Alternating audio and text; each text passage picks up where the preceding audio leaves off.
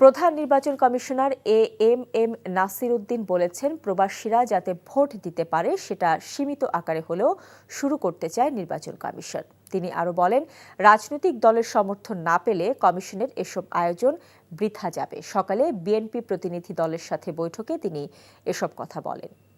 যাত্রাটা শুরু পৃথিবীর বিভিন্ন দেশে, এটা আমারও কার্ডি ভোটিং আছে, অনেক দেশে আবার শুরু করে পারে নাই নানা রকম সমস্যা।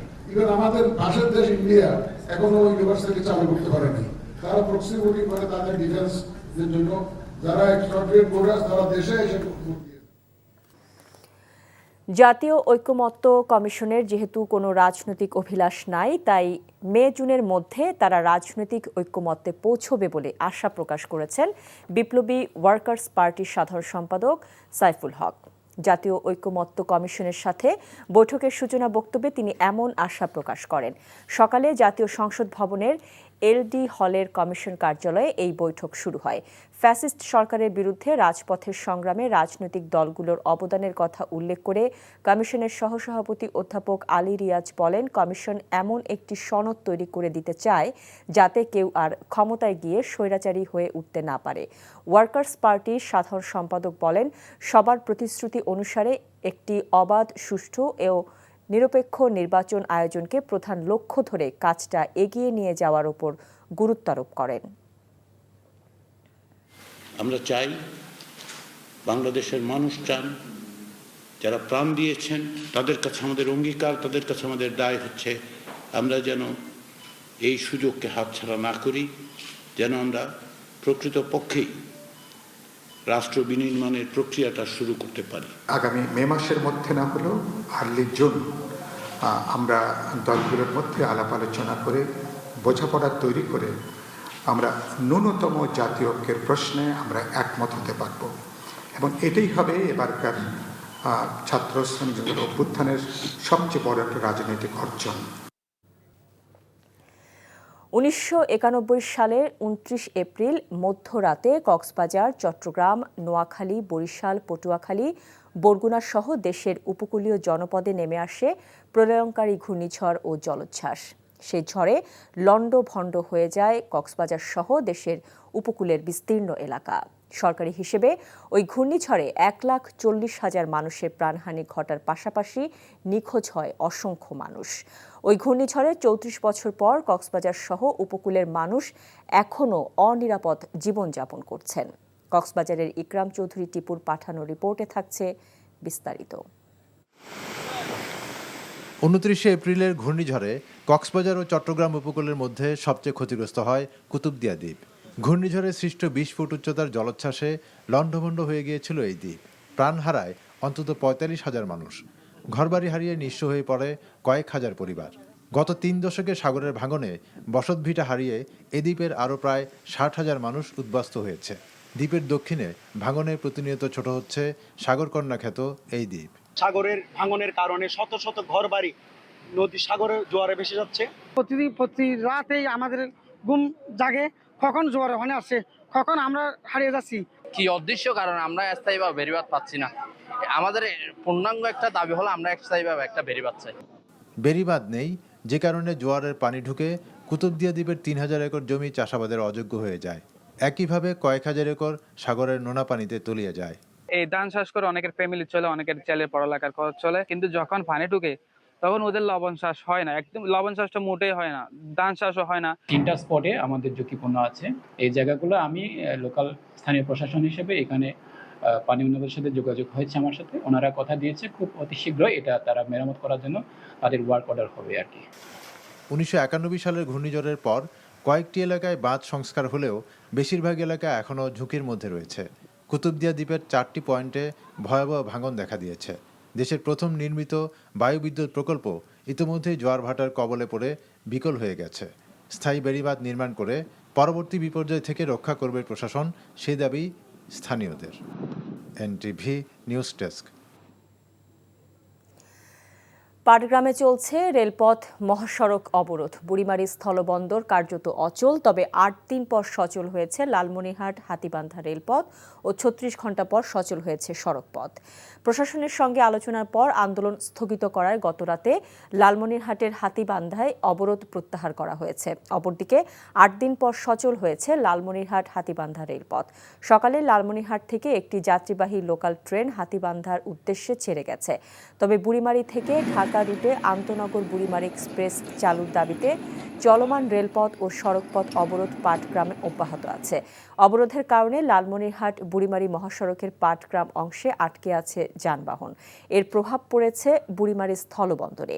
আমদানি ও রপ্তানি পণ্যবাহী যান যেতে না পারায় কার্যত অচল হয়ে পড়েছে বন্দরটি।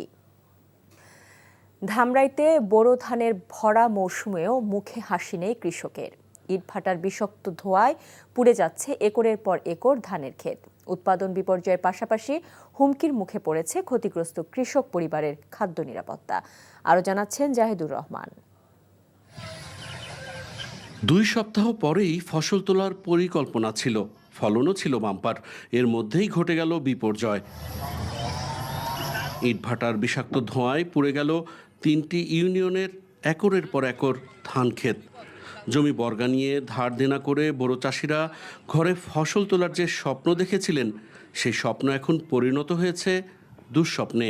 ধান মোটামুটি পাকার সময় হয়ে আসছিল, 1000 শতাংশের উপরে। বর্ণানপুর অর্ধেক চক মোটামুটি এই গ্যাসের কারণে পুড়ে গেছে। সারা চক পুইরে নষ্ট হয়ে গেছে গা। এখন হয়েছে আমরা ক্ষতিপূরণটা চাই। আমাদের 47 ডিসিমাল জায়গা দুইটাই এরকম গ্যাসে পুইরে ক্ষতি হয়ে গেছে গা।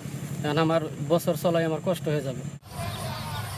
ফসলি জমির মধ্যে গড়ে ওঠা শতাধিক অবৈধ ইটভাটার বিষাক্ত ধোঁয়ায় পুড়ে গেছে ধামরাইয়ের আমতা, কালামপুর ও সম্ভাগ ইউনিয়নের একরের পর একর ধান ক্ষেত।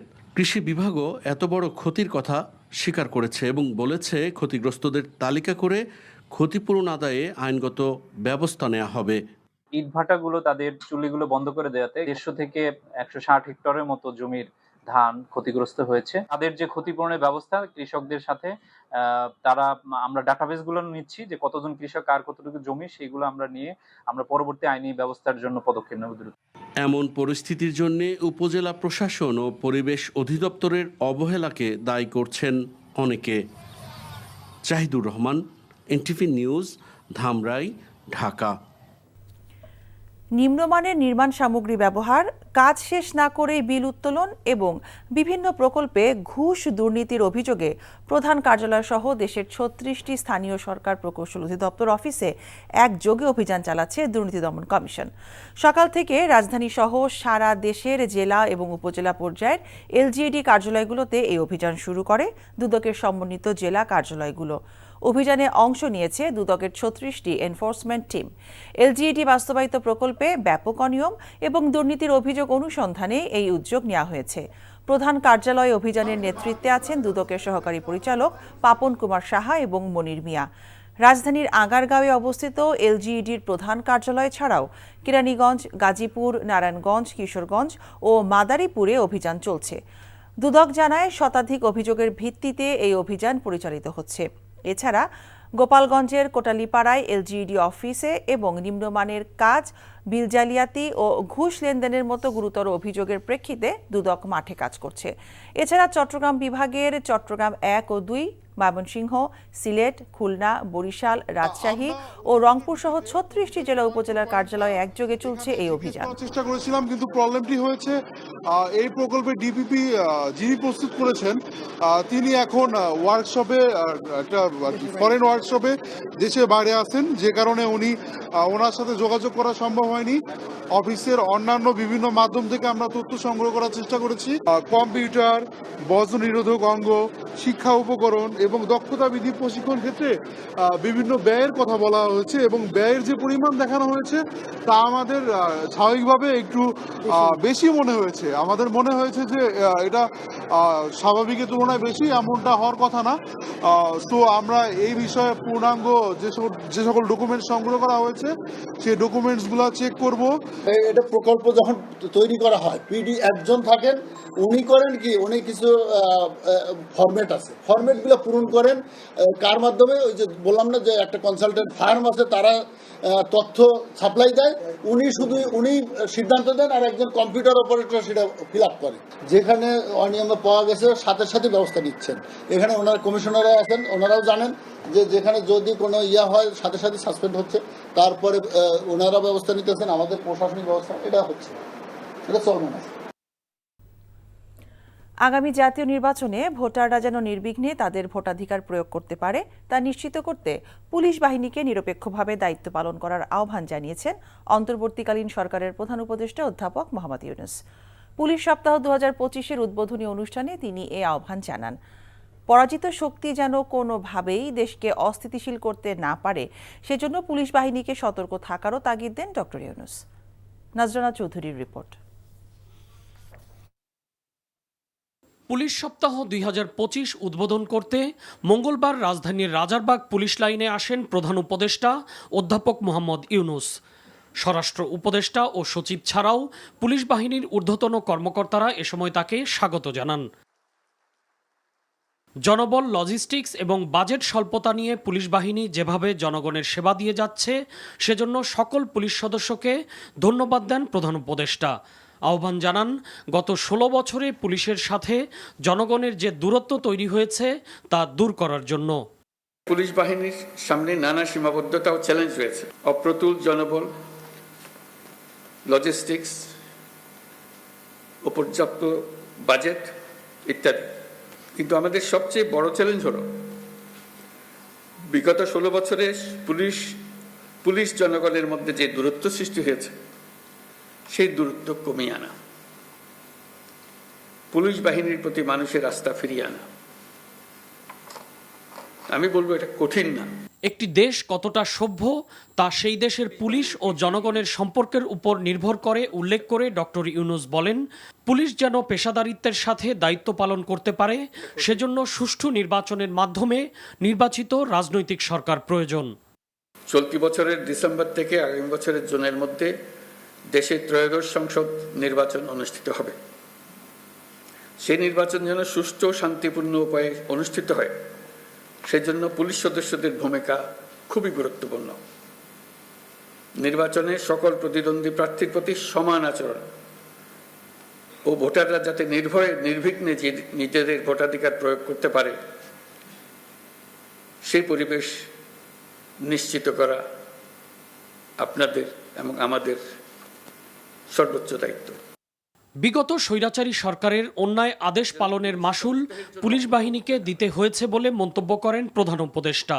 সেগুলো পেছনে ফেলে জনগণ, বিশেষ করে নারী ও শিশুর প্রতি সর্বোচ্চ সংবেদনশীল হওয়ার তাগিদও দেন তিনি। আপনাদের সজাগ দৃষ্টি রাখতে হবে, পরাজিত শক্তি যেন কোনোভাবেই দেশকে অস্থিতিশীল না করতে পারে। আমরা একটা যুদ্ধ অবস্থায় আছি। অশুভ চক্র আমাদের স্বপ্নকে, আমাদের ঐক্যকে ভেঙে দিতে সব শক্তি নিয়ে চেষ্টা করছে এবং চেষ্টা আরো কঠোরতর করবে।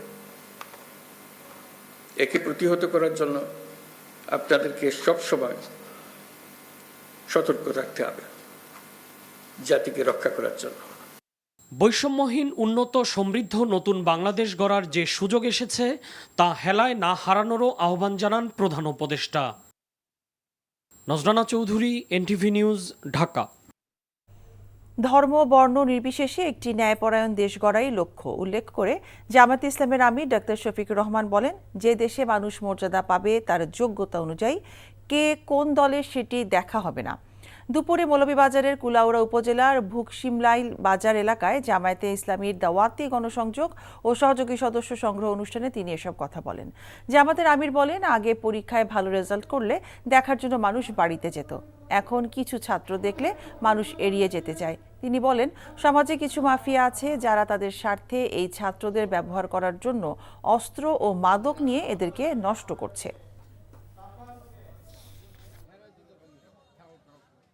এমন একটা দেশ গড়তাম চাই, যে দেশে মানুষ মর্যাদা পাইব তার গুণাগুণের ভিত্তিতে, তার কোয়ালিটি দেখিয়ে তার সমাজ তার যথাযথ জায়গায় সম্মান করতে বাধ্য হইব। সে কোন ধর্মের এটা বড় কথা নয়, এমনকি সে কোন দলের এটাও বড় কথা। দেশের অর্থনীতির সঠিক চিত্র তুলে ধরার পাশাপাশি সংকট চিহ্নিত করা এবং সমাধানে নানা সুপারিশ করেছে শ্বেতপত্র প্রণয়ন কমিটি। শ্বেতপত্রের এই সুপারিশ বাস্তবায়নে ধীরগতি দেখাচ্ছে অন্তর্বর্তী সরকার, এমন মন্তব্য করেছেন কমিটি প্রধান ডক্টর দেবপ্রিয় ভট্টাচার্য। সকালে রাজধানীর ধানমন্ডিতে গবেষণা সংস্থা সিপিডির কার্যালয়ে বাংলাদেশের কারিগরি ও বৃত্তিমূলক শিক্ষা নিয়ে আয়োজিত মিডিয়া ব্রিফিংয়ে তিনি জানান, শুধু শ্বেতপত্র নয়, নানা খাতে সংস্কারে গঠিত টাস্কফোর্সের সুপারিশ বাস্তবায়নেও অচলাবস্থা দেখা দিয়েছে। বাংলাদেশের কারিগরি শিক্ষা ব্যবস্থাকে বৈষম্যমূলক এবং অবহেলার উৎকৃষ্ট উদাহরণ উল্লেখ করে তিনি বলেন, এই শিক্ষার মান উন্নয়নে বিগত সরকারের মতো অন্তর্বর্তী সরকারও পক্ষপাতমূলক আচরণ করছে। ডক্টর দেবপ্রিয় বলেন, আগামী জাতীয় নির্বাচনের ইশতেহারে রাজনৈতিক দলগুলোকে কারিগরি শিক্ষার উপর গুরুত্ব দিয়ে বরাদ্দ বাড়াতে হবে। শ্বেতপত্র প্রণয়ন কমিটি না, সরকারের পক্ষ থেকে যে টাস্কফোর্স গঠন করা হয়েছিল, সেই টাস্কফোর্সেরও যে সমস্ত সুপারিশগুলো ছিল সেগুলো কার্যকরভাবে এই মুহূর্তে গতি লাভ করেনি, এবং সেটাও আরেকটা আক্ষেপের জায়গা আর কি। সেহেতু আমরা যেটা বলছি, সরকারি বর্তমান যুব উত্থান উত্তর সরকার যেই পদক্ষেপগুলো, যেই নিজেদের তৈরি নীতিমালারও কার্যকর করার ক্ষেত্রে কোনো ধরনের উদ্যম উচ্ছ্বাস প্রদর্শন করছেন না। ৬ দফা দাবি বাস্তবায়ন না হওয়া পর্যন্ত সারা দেশের সকল পলিটেকনিক ইনস্টিটিউটের ক্লাস, পরীক্ষা এবং একাডেমিক কার্যক্রম বন্ধ রাখার ঘোষণা দিয়েছে আন্দোলনরত শিক্ষার্থীরা। দুপুরে তেজগাঁওয়ে ঢাকা পলিটেকনিক ইনস্টিটিউটে এই আন্দোলন কর্মসূচির ঘোষণা করে আন্দোলনকারীরা। সংবাদ সম্মেলনে জানানো হয়, জনদুর্ভোগের কথা বিবেচনায় রেখে সড়কে কর্মসূচি পালন না করে শান্তিপূর্ণ শাটডাউন কর্মসূচি পালন করা হচ্ছে। এ সময় শিক্ষার্থীরা অভিযোগ করেন, সরকার গঠিত কমিটির সাথে দফায় দফায় বৈঠক করেও দাবি আদায়ের ব্যাপারে কোনো ইতিবাচক সাড়া পাওয়া যাচ্ছে না। অবিলম্বে জুনিয়র ইনস্ট্রাক্টর পদে ক্রাফট ইনস্ট্রাক্টরদের পদোন্নতি কোটা বাতিলের দাবি জানান আন্দোলনকারী শিক্ষার্থীরা।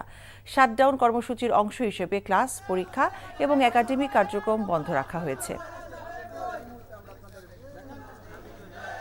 ১৯০০ কোটি টাকার এলজিইডির Bangladesh sustainable recovery emergency and response বা বি স্ট্রং প্রকল্পে যন্ত্রাংশ কেনাকাটায় অস্বাভাবিক দাম নির্ধারণের প্রমাণ পেয়েছে দুদক। 4টি ল্যাপটপ কিনতে 11 লাখ টাকা, প্রতিটি মোটরসাইকেল 2.5 লাখ টাকা সহ প্রত্যেক যন্ত্রাংশ কেনাকাটায় বেশি দাম ধরা হয়েছে প্রাথমিক প্রকল্পে। দুপুরে স্থানীয় সরকার অধিদপ্তরে অভিযান চালিয়ে এই অসঙ্গতি খুঁজে পায় দুদক। স্থানীয় সরকারের প্রধান কার্যালয় সহ দেশজুড়ে 36টি জেলা উপজেলা কার্যালয়ে অভিযান চালায় দুদক। বিস্তারিত ইফতেখার রেজার রিপোর্টে। মঙ্গলবার রাজধানীর আগারগাঁওয়ে অবস্থিত স্থানীয় সরকার প্রকৌশল অধিদপ্তরের প্রধান কার্যালয়ে অভিযান চালায় দুদকের এনফোর্সমেন্ট টিম। 2024 সালের বন্যা পরবর্তী পরিস্থিতি মোকাবেলায় চট্টগ্রাম বিভাগের 6 জেলা ফেনী, নোয়াখালী, কুমিল্লা, লক্ষ্মীপুর, চট্টগ্রাম ও ব্রাহ্মণবাড়িয়ার জন্য বরাদ্দকৃত 1909 কোটি টাকার এই প্রকল্প বাস্তবায়নের আগেই এর নানা খাতে অস্বাভাবিক ব্যয়ের তথ্য হাতে পায় দুদক। এদিকে দুদকের অভিযানের সংবাদ সংগ্রহে গণমাধ্যম কর্মীদের কার্যালয়ে প্রবেশে বাধা দিয়েছেন এলজিইডির কর্মকর্তারা। অভিযান শেষে দুদকের সহকারী পরিচালক পাপন কুমার সাহা জানান, প্রকল্পটির বিভিন্ন খাতে অস্বাভাবিক ব্যয়ের প্রমাণ মিলেছে। তিনি জানান, এই প্রকল্পের জন্য নির্ধারিত স্ট্রিট সোলার লাইটের প্রতি ইউনিট মূল্য ধরা হয়েছে 72,000 টাকা। পূর্ণাঙ্গ ডিপিপি প্রস্তাব পুরোটা চেক করার সময় পাইনি, আমরা এগুলো যাচাই বাছাই করে দেখব।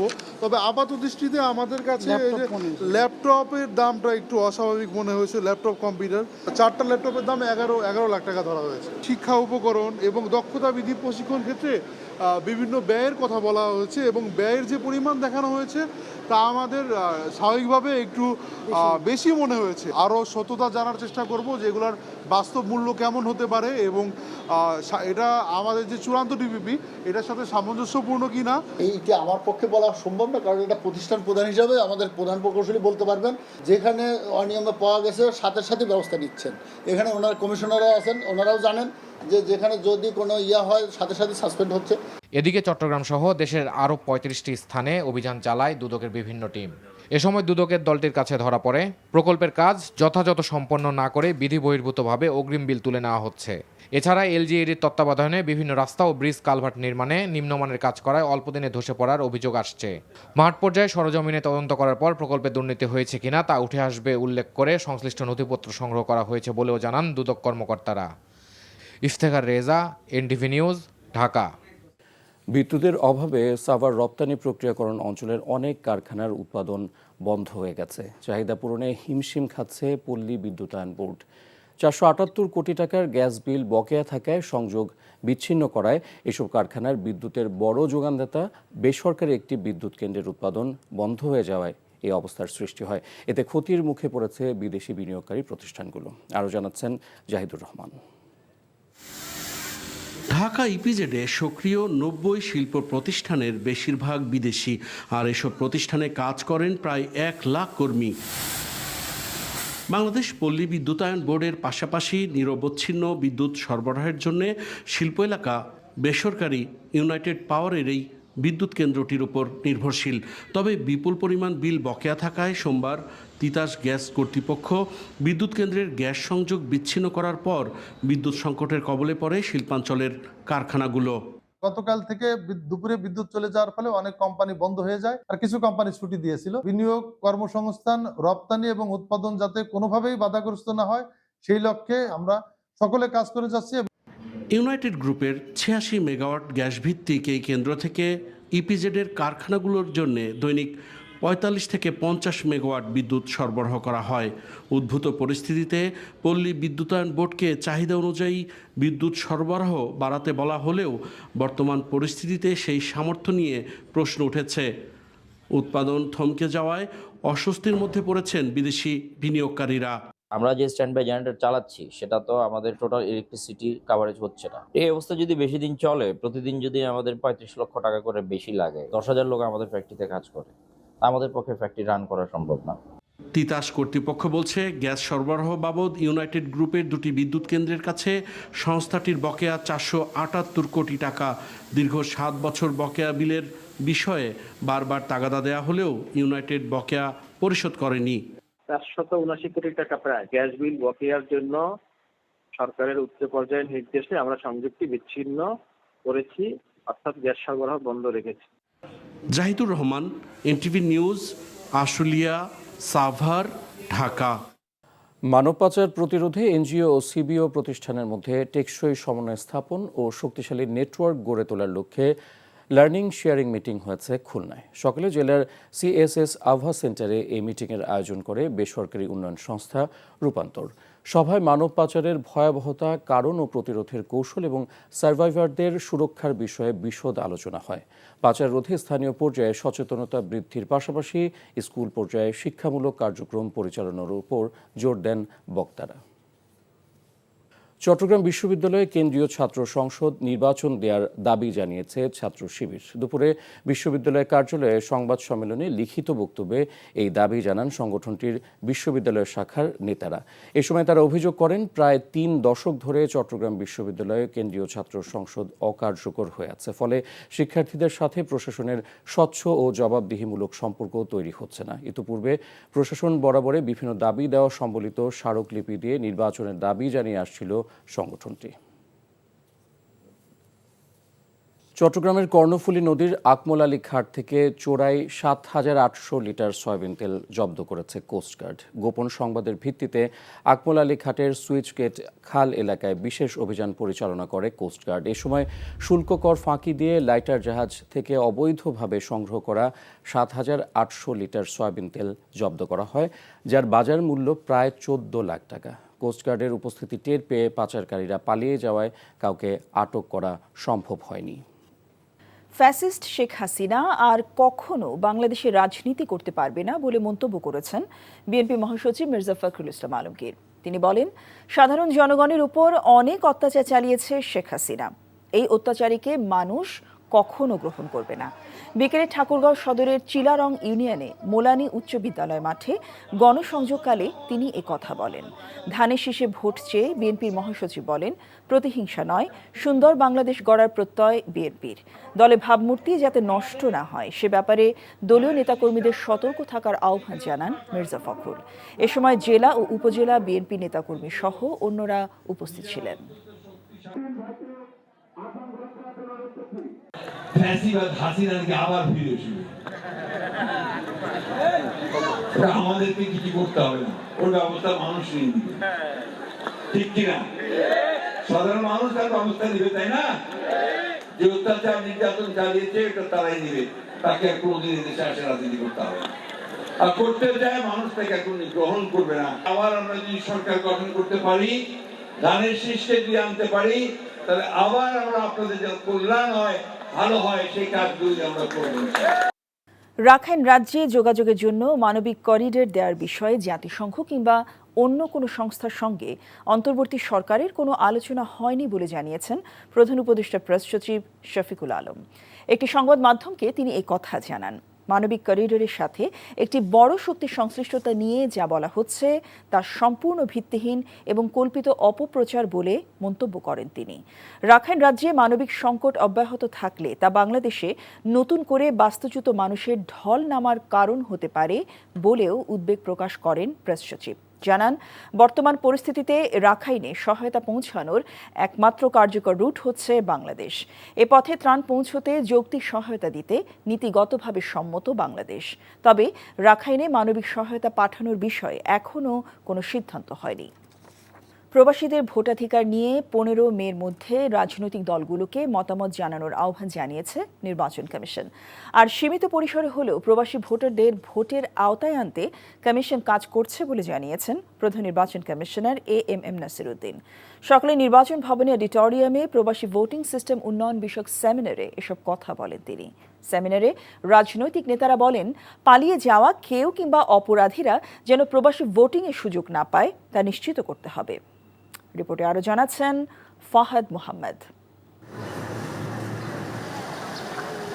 নির্বাচন কমিশন আয়োজিত প্রবাসী ভোটিং সিস্টেম উন্নয়ন শীর্ষক সেমিনারে নির্বাচন ভবনের অডিটোরিয়ামে যোগ দেন সিইসি সহ নির্বাচন কমিশনাররা। সেমিনারে অংশ নেন বিভিন্ন রাজনৈতিক দলের নেতা, শিক্ষক সহ বিশিষ্টজনেরা। এ সময় সিইসি বলেন, প্রবাসীদের ভোট নিশ্চিত করা কমিশনের জাতির কাছে ওয়াদা। দেশ বিদেশ থেকে আমাদের এক্সপার্টিরা যখন আমার সাথে দেখা করেন বা কোনো কল করেন, ওনারা সবসময় একটা দাবি জানান যে আমাদের একটা ভোটের ব্যবস্থা করেন। পৃথিবীর বিভিন্ন দেশে এটা আমারও কান্ট্রি ভোটিং আছে, অনেক দেশে আবার শুরু করে দেখা রোল ব্যাক পারে নাই নানা রকম সমস্যা। ইভেন আমাদের পাশের দেশ ইন্ডিয়া এখনো ইউনিভার্সিটি চালু করতে পারেনি। অনেক দেশ চালু করেছে, অনেক দেশ চালু করতে পারে নাই, বাট আমরা চালু করতে চাই অ্যাটলিস্ট সীমিত পরিসরে। আমরা চাই যে নেক্সট ইলেকশনে শুরুটা অন্তত হোক। রাজনৈতিক নেতারা বলেন, প্রবাসীদের ভোটিং পদ্ধতির সুযোগ যেন প্রকৃত প্রবাসীরাই পায় তা নিশ্চিত করতে হবে। এই প্রক্রিয়াটা যাতে পালিয়ে যাওয়া আওয়ামী লীগের কর্মী এবং নেতাদের রিহ্যাবিলিটেশনের প্রজেক্ট হিসেবে কাজ না করে যারা প্রবাসীরা আছেন তারা সবাই তাদের ভোটাধিকার প্রয়োগ করতে পারেন। এক্ষেত্রে জন্য পাইলট করে অল্প কিছু মানুষের ক্ষেত্রে ভোটাধিকারের সুযোগ দেয়া, অন্য মানুষকে ভোটাধিকার প্রয়োগ করার ওই সুবিধা থেকে বাইরে রাখা, এটা যেন না হয়। প্রবাসীদের জন্য প্রস্তাবিত 3টি ভোটিং পদ্ধতির মধ্যে কেউ কেউ প্রক্সি ভোটিংকে সমর্থন করেন, কারো মত রয়েছে অনলাইনের দিকে। আমার কাছে মনে হয়েছে যে তারা প্রক্সি সিস্টেমটা অ্যাপ্লাই করতে চায়, এবং আমাদের কাছেও মনে হয়েছে যে এই সিস্টেমটাই এই মুহূর্তে কার্যকরী। এই সিস্টেমটা যদি অ্যাপ্লাই করা যায় তাহলে মোটামুটি রিলায়েবিলিটি থাকবে। আমরা অনলাইনটাকে রিকমেন্ড করেছি এই শর্তে, এটা পাইলটিং, আর অন্য দুইটা পরীক্ষা নিরীক্ষা করে আমরা মতামত দিব বলে। টেকনিক্যাল যেটা একদম সাউন্ড একটা মেশিন, এইমাত্র আপনি শুরু করলেন, এটার মধ্যে ইরোধ থাকতে পারে। তো আমরা বলেছি যে সমস্যা থাকতে পারে, কিন্তু প্রবাসীদের এই ভোটের অধিকারটা এটা চালু করে দেওয়া দরকার। সবচেয়ে আধুনিক, সাশ্রয়ী, সহজলভ্য পদ্ধতি বাস্তবায়ন করে প্রবাসীদের ভোট দেওয়ার সুযোগ দিতে দাবি জানানো হয়। যেই প্রস্তাবটা সবচেয়ে কার্যকর হবে, গ্রহণযোগ্য হবে, আধুনিক হবে, বাস্তবায়নযোগ্য হবে এবং সবচেয়ে সাশ্রয়ী হবে।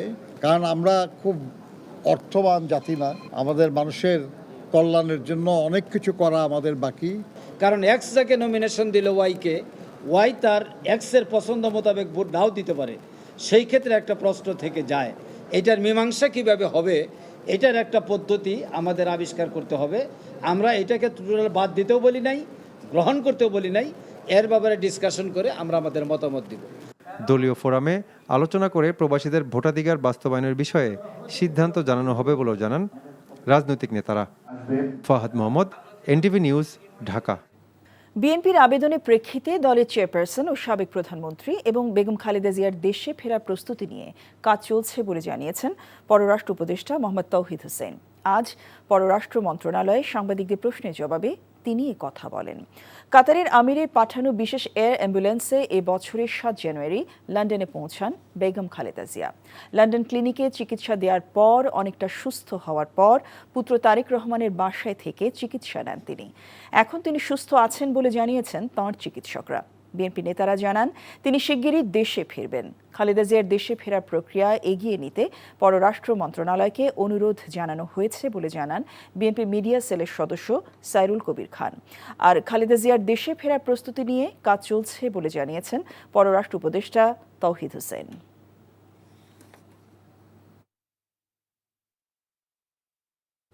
সাবেক প্রধান বিচারপতি এবিএম খায়রুল হকের গ্রেফতারের দাবিতে বিক্ষোভ সমাবেশ করেছে জাতীয়তাবাদী আইনজীবী ফোরাম। দুপুরে সুপ্রিম কোর্ট প্রাঙ্গণে মানববন্ধন ও বিক্ষোভ সমাবেশ করেন তারা। বক্তারা বলেন, জুলাই আন্দোলনে শেখ হাসিনার মতো গণহত্যায় সমান অপরাধী সাবেক বিচারপতি খায়রুল হক তিনি বিচার ব্যবস্থাকে প্রশ্নবিদ্ধ করেছেন। তার বিরুদ্ধে মামলা থাকার পরেও তাকে কেন আইনের আওতায় আনা হচ্ছে না সে প্রশ্নও তোলেন তারা। তাকে অবিলম্বে গ্রেফতার করে সুষ্ঠু বিচারের দাবি জানানো হয়, তা না হলে আরও কঠোর কর্মসূচি পালনের হুঁশিয়ারি দেন তারা। আগামী বুধবার সুপ্রিম কোর্টের সামনের প্রধান ফটকে খায়রুল হককে গ্রেফতারের দাবিতে মানববন্ধন ও বিক্ষোভ সমাবেশ পালনের ঘোষণা দেয়া হয়। এবিএম খায়রুল হক যিনি আইনের শাসন ধ্বংস করে দিয়েছে, তিনি বিচার বিভাগকে ধ্বংস করে দিয়েছে, তার বেলায় কোনো কথা এখনো তার মুখে শুনি না। আইনজীবী সমাজ স্বৈরাচার হাসিনা পতনের দাবিতে যেভাবে দাঁড়াতাম সেইভাবে আমরা দাঁড়াবো কি জন্য? খায়রুল হককে গ্রেফতার এবং অন্যান্য বিচারকের নামে যারা অবিচার করেছেন তাদের অপসারণের দাবিতে। জুলাই আগস্ট গণ অভ্যুত্থানে হত্যা চেষ্টার অভিযোগে দায়ের করা একটি মামলায় ক্ষমতাচ্যুত প্রধানমন্ত্রী শেখ হাসিনার সঙ্গে আসামি করা হয়েছে ঢাকায় সিনেমার নায়িকা নুসরত ফারিয়া, অপু বিশ্বাস, নিপুণ আক্তার, আসনা হাবিব ভাবনা, নায়ক জায়েদ খান সহ 17 অভিনয় শিল্পীকে। গত মার্চ মাসে ঢাকার মুখ্য মহানগর হাকিম আদালতে 283 জনকে আসামি করে মামলাটি দায়ের করেন এনামুল হক নামের এক ব্যক্তি। আদালতের নির্দেশে ভাটারা থানা আজ তা এজাহার হিসেবে লিপিবদ্ধ করার প্রক্রিয়া শুরু করে। পুলিশ জানায়, নথি এসেছে থানায়, সেটি লিপিবদ্ধ করার প্রক্রিয়া চলছে। মামলায় সুবর্ণা মোস্তফা, রোকেয়া প্রাচী, সোহানা সাবা, মেহের আফরোজ শাওন, জ্যোতিকা জ্যোতি, সাইমন সাদেক, আজিজুল হাকিমেরও নাম রয়েছে। স্বৈরাচার শেখ হাসিনার মেয়ে সাইমা ওয়াজেদ পুতুলের গুলশানের একটি ফ্ল্যাট জব্দ করে রিসিভার নিয়োগের নির্দেশ দিয়েছে আদালত। আজ দুদকের আবেদনে ঢাকা মহানগর জ্যেষ্ঠ বিশেষ জজ জাকির হোসেন গালিব এই আদেশ দেন। দুদকের আবেদনে বলা হয়, গুলশানে 57 লাখ টাকার ফ্ল্যাটটি পুতুল হাত বদলের চেষ্টা করছেন। মামলা নিষ্পত্তির আগে এ সম্পদ স্থানান্তর হলে অনুসন্ধানে ক্ষতির শঙ্কা রয়েছে। এদিকে দুপুরে সংবাদ সম্মেলনে পুতুল সহ হাসিনা পরিবার বা দুর্নীতির মামলায় পলাতক আসামিদের ব্যাপারে অনুসন্ধান কর্মকর্তা চাইলে রেড অ্যালার্ট জারির জন্য নোটিশ দিতে পারেন বলে জানায় দুদক। এ সময় জ্ঞাত আয় বহির্ভূত সম্পদ অর্জনের অভিযোগে সাবেক মুক্তিযুদ্ধ বিষয়ক মন্ত্রী মোজাম্মেল হকের নামে মামলা করা হয়েছে বলেও জানান দুদক মহাপরিচালক।